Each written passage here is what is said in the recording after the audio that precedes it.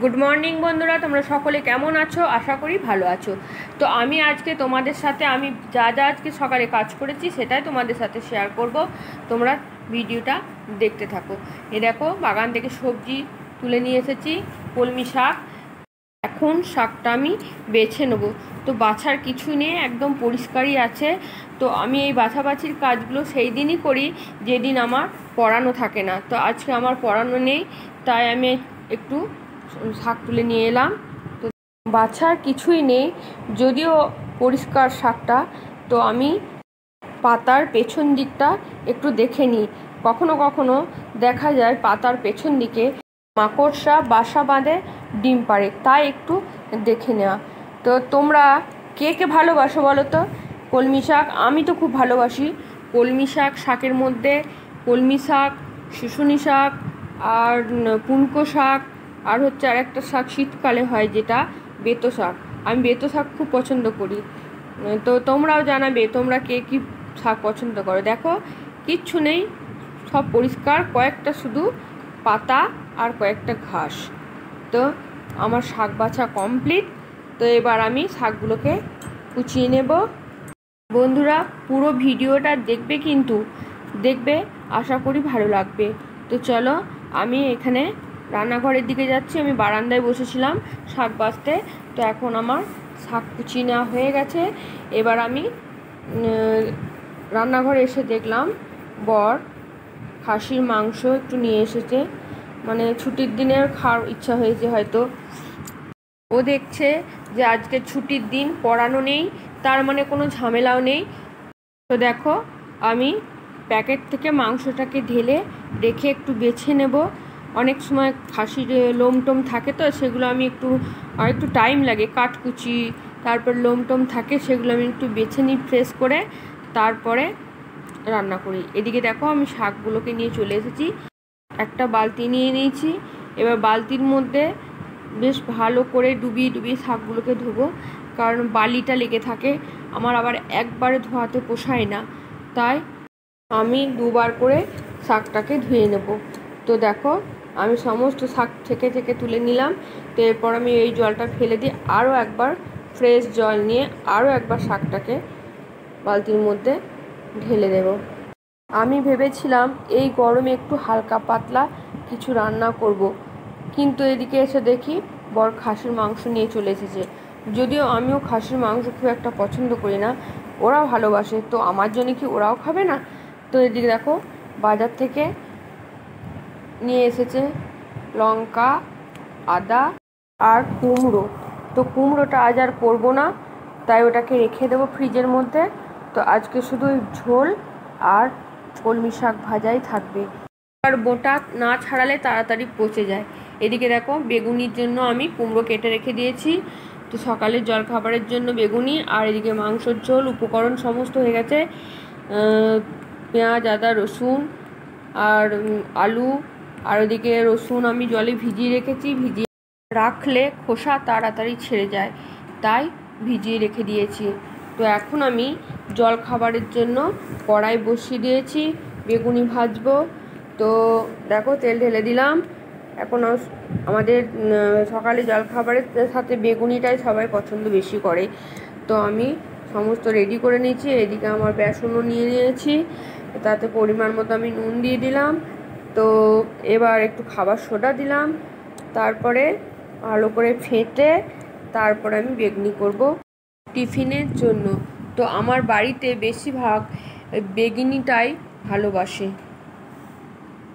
আমার ছেলে তো চপ, বেগনি, সিঙ্গাড়া এগুলো নিয়ে মুড়ি খেতে বেশি পছন্দ করে। তো যদি আলু ভাজা, কোনো আলুর তরকারি করি, তো বলবে আমি চপ নিয়ে আসছি।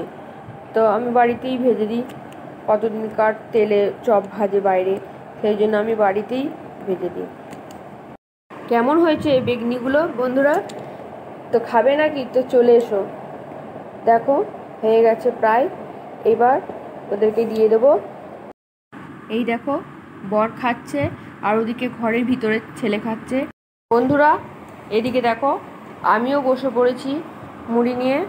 তো আমার মুড়ির সাথে আছে একটা কাঁচা লঙ্কা। কাঁচা লঙ্কা ছাড়া আমার মুড়ি খাওয়াটা ঠিক জমে না, তাই আমি একটা লঙ্কা নেব। তো দেখো প্রথমেই আমি একটা গরম গরম টেস্ট করলাম। তো তোমরা খাবে নাকি? তো চলে এসো। দেখো এবার খাওয়া দাওয়া কমপ্লিট করে আমার বর যাচ্ছে বাইরের দিকে, বেরিয়ে পড়লো। তো আমারও খাওয়া কমপ্লিট।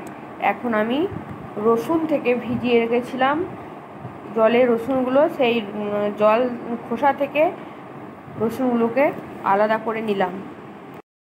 এরপর আমি গ্যাসে কড়াইটা বসিয়ে তাতে একটা শুকনো লঙ্কা, 4টে রসুনের কোয়া দিয়ে একটু ভাজা ভাজা হয়ে এলে কলমি শাকটা ওর মধ্যে দিয়ে দেব। তো আমি দেখো রসুনটা ভাজা হয়ে গেছে। তো আমি সমস্ত কলমি শাক দিয়ে একটু নুন আর হলুদ দিয়ে ঢাকা দিয়ে দেবো কিছুক্ষণের জন্য। যেই জলটা বেরিয়ে যাবে ওই জলেতেই কলমি শাক কিন্তু সেদ্ধ হয়ে যাবে। তো আমি এখন একটু নাড়াচাড়া করে নিয়ে এটাকে 10 মিনিটের মতো ঢাকা দিলেই ওটা জল বেরিয়ে যাবে। ঢাকা দিয়ে দিলাম। তো এবার আমি এদিকে কুচিয়ে রাখা সমস্ত উপকরণ মিক্সির জারে ভরে সেগুলোকে একটু পেস্ট করে নেব। তো দেখো সমস্ত নিয়ে নিলাম। আমি একবারই সমস্ত পেস্ট করে নিয়ে এর মধ্যে টমেটো কুচিও দিয়ে দেব। সমস্ত দিয়ে দিলাম। যা গরম পড়েছে বন্ধুরা, তো এই গরমে আমার তো রান্নাঘরে বেশিক্ষণ থাকতে ভালোই লাগছে না। ভেবেছিলাম হালকা পাতলা রান্না করে বেরিয়ে আসবো, কিন্তু না, বরের বোধহয় খাসির মাংস খেতে মন হয়েছে, তাই ও নিয়ে চলে এসেছে সকাল সকাল।